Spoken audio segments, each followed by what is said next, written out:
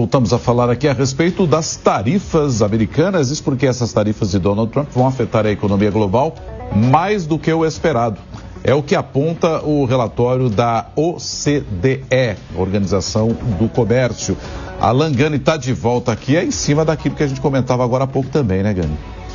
Exatamente, Nonato. Anteriormente, a OCDE projetava um crescimento econômico global para 2025 na ordem de 3,3%. Agora já projeta 2,9% e assim também no ano que vem. E revisa este crescimento econômico para vários países do mundo, para a China, um menor crescimento econômico, para o próprio Estados Unidos, que anteriormente ela projetava algo em torno de 2,2%, agora 1,5%, enfim. E tudo isso trazendo menor crescimento econômico, portanto, menor geração de renda e emprego, e mais inflação. Inclusive, o relatório pontua o encarecimento de preços ao consumidor dos Estados Unidos. Aqui para o Brasil, o relatório da OCDE diz que os efeitos seriam compensados pela política expansionista, a política fiscal expansionista. Agora, é claro que essa política fiscal aqui no Brasil expansionista, que basicamente é o aumento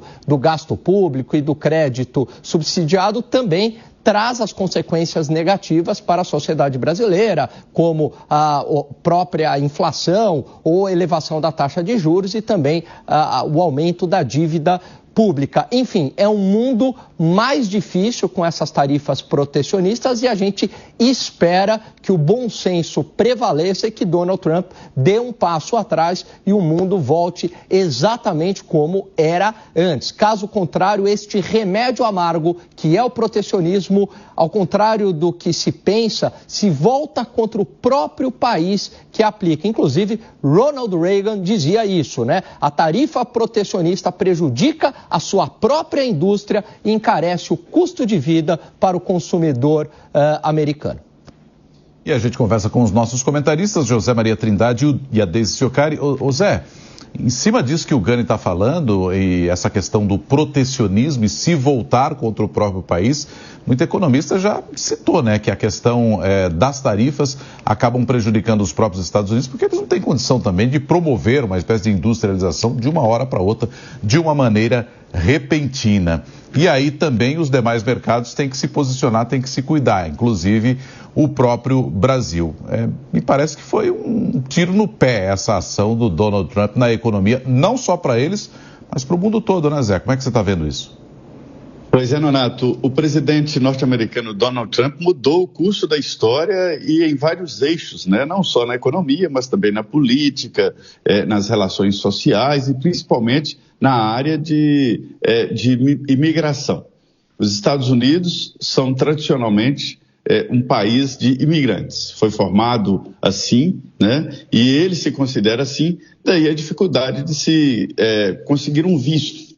Você tem que provar para os Estados Unidos que está indo para viagem, trabalho e não para migrar. Existe a possibilidade de migrar legalmente, mas é uma proposta que se faz. E aí vem o Donald Trump e quebra essa tradição, quebra essa cultura norte-americana de que nós somos um país de imigrantes, né? Antes aceitava-se, mas peneirava quem eram os migrantes. Então são vários eixos, inclusive o econômico. A economia aberta, liberal, e eu já conversei com com o Alan, né?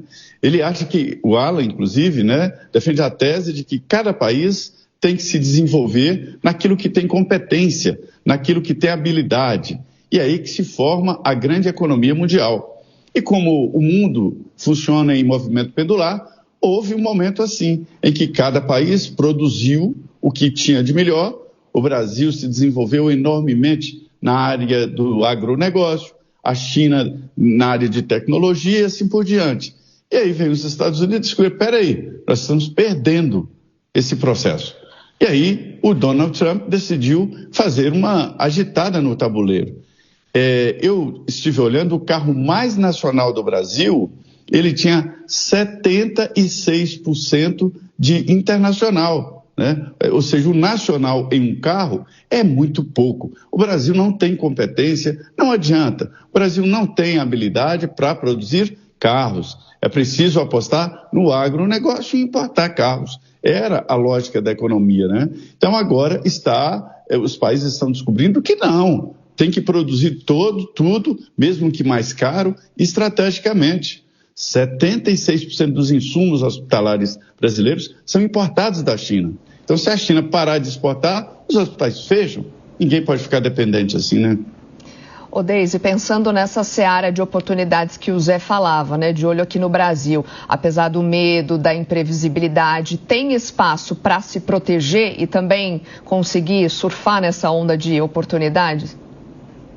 Soraya, tem, né? Se o Brasil souber aproveitar bem essas oportunidades e não for sempre reativo, como tem sido, né? Porque o país ele vai ser, já está sendo afetado, principalmente esses países exportadores de commodities e manufaturados, eles são afetados por essa decrescente demanda global, né? Principalmente o Brasil, que acaba sofrendo muito com essa pressão americana, principalmente em relação às exportações para a China e para a Europa.